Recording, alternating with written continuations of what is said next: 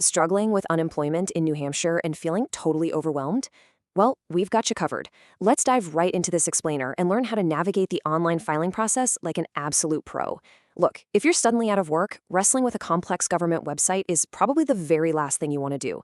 But getting this right from day one, it's absolutely crucial for your financial stability. Job loss is stressful enough on its own, right? But accessing your safety net doesn't have to be a nightmare. Seriously. Once you know exactly what steps to take, you can take back control of the whole situation and get the support you actually need. So here's our roadmap for today. We're going to break this big bureaucracy down into bite-sized pieces. Understanding your benefits, prepping your info, the step-by-step filing, keeping up with weekly eligibility, answering some FAQs, and finally, where to find extra support. Let's get to it. All right, Section 1, Understanding NH Unemployment Benefits. Before we even think about logging into any portals, we need to understand what this system actually is and why filing immediately is so critical to avoid missing out on weeks of pay. Okay, a really important concept to grasp right off the bat is that this system is non-contributory. What does that mean for you? It means these benefits are funded entirely by employer payroll taxes. Not a single dime of this was ever deducted from your own paycheck. It's a temporary, partial wage replacement program designed for one thing: to keep food on the table while you hunt for your next job. Now, to actually qualify, you do have to meet some strict criteria. First up, you have to be unemployed through no fault of your own. Think company-wide layoffs or a reduction in force. If you were fired for deliberate misconduct, you're likely out of luck. You also need to be physically able and actively available to take on full-time work right now. Oh, and you have to meet some specific wage minimums. So how are those wage minimums actually calculated? It all comes down to your base period. In New Hampshire, this is usually the first 4 of the last 5 completed calendar quarters before you file.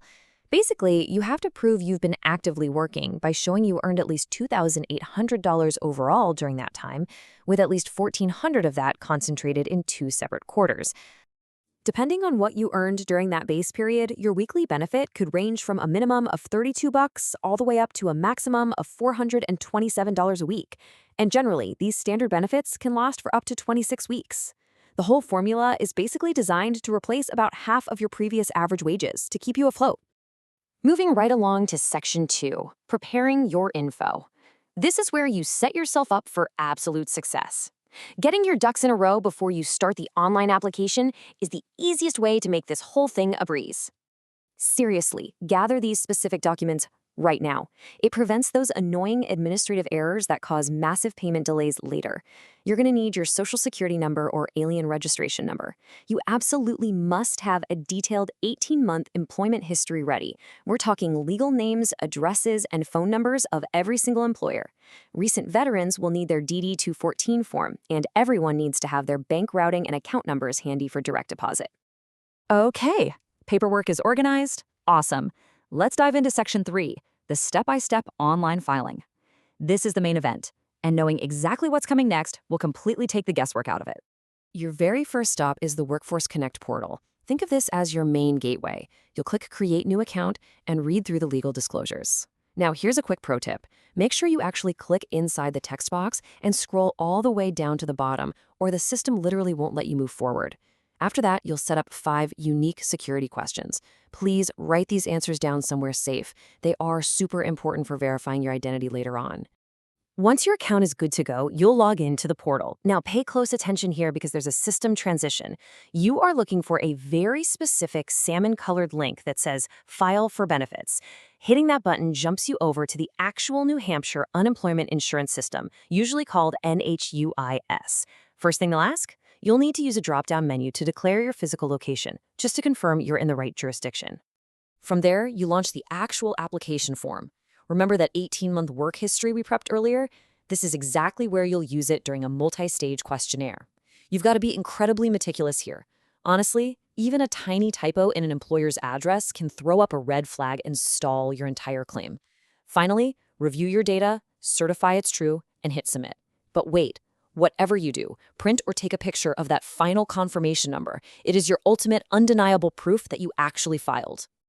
Section 4. Maintaining your weekly eligibility. Because, yep, filing is just the beginning. Getting approved is step 1, but keeping that claim active is a pretty strict weekly process. Just so you know, New Hampshire actually enforces one of the most demanding work search mandates in the whole country. You are required to complete and document 5 valid job contacts every single week, no exceptions. You've got to log these activities daily on the official work search log, which is Form NHES 0162. On top of that, you have to register and upload an active resume to the NHES job match system. And importantly, if you are offered what the state considers suitable work, you must accept it. The big catch here is that your job search has to be considered effective by state auditors. Going to official career workshops or sending out customized resumes, that's highly effective.